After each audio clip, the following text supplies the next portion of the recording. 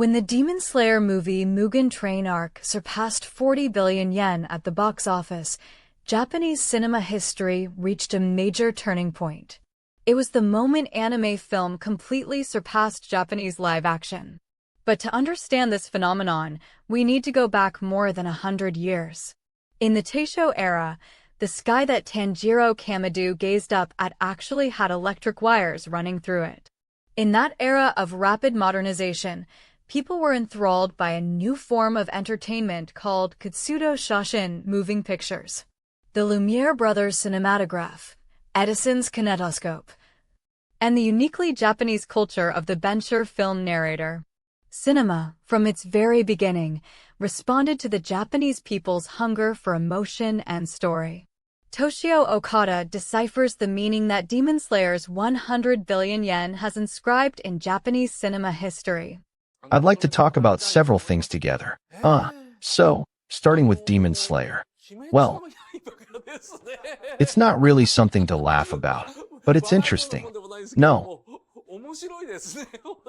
I feel just terrible, really terrible about it. Tanjiro, when I read Volume 1, it was ridiculously good.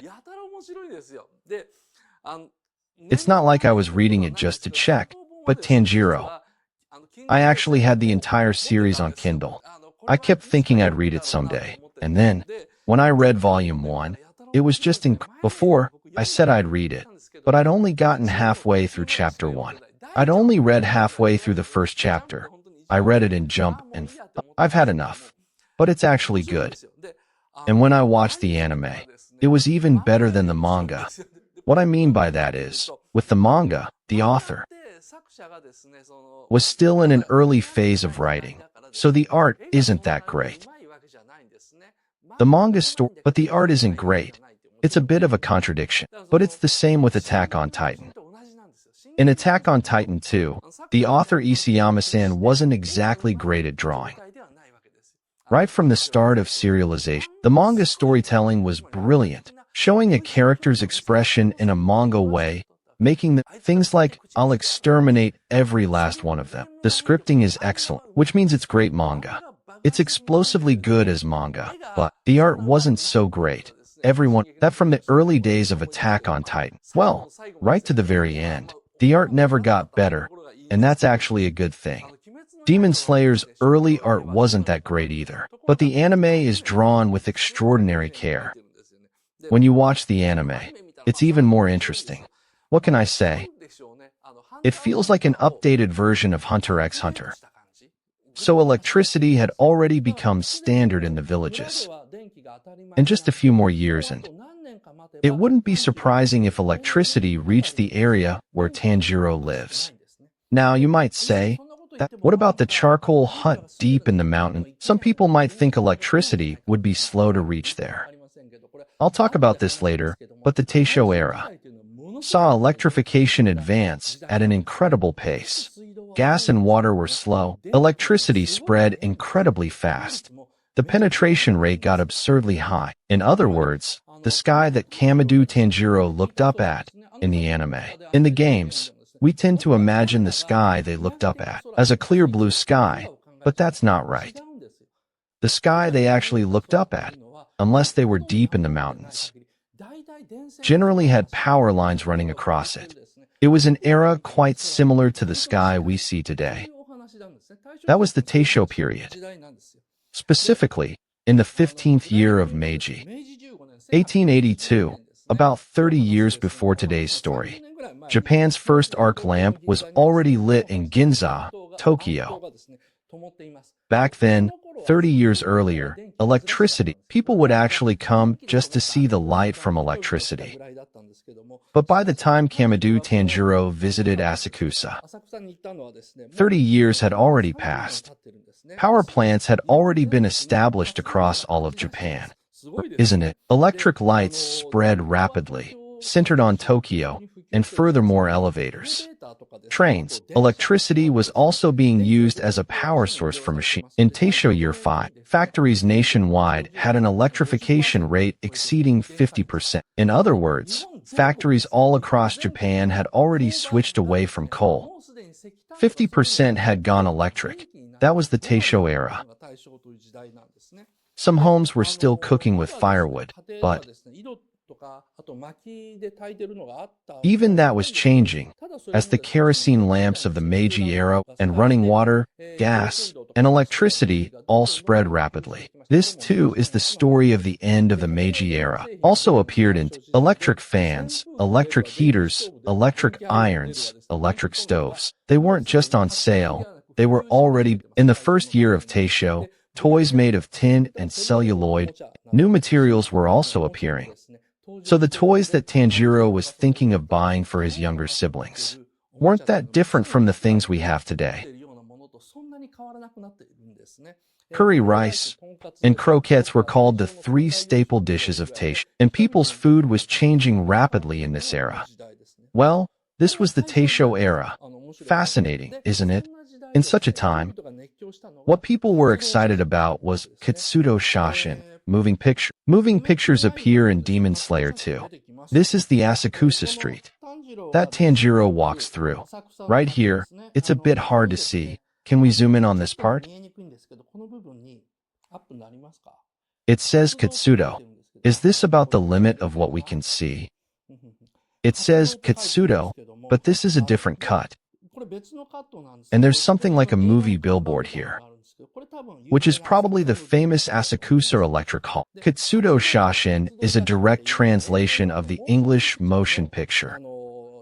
In modern terms, it's just movie. The first of every month is movie day.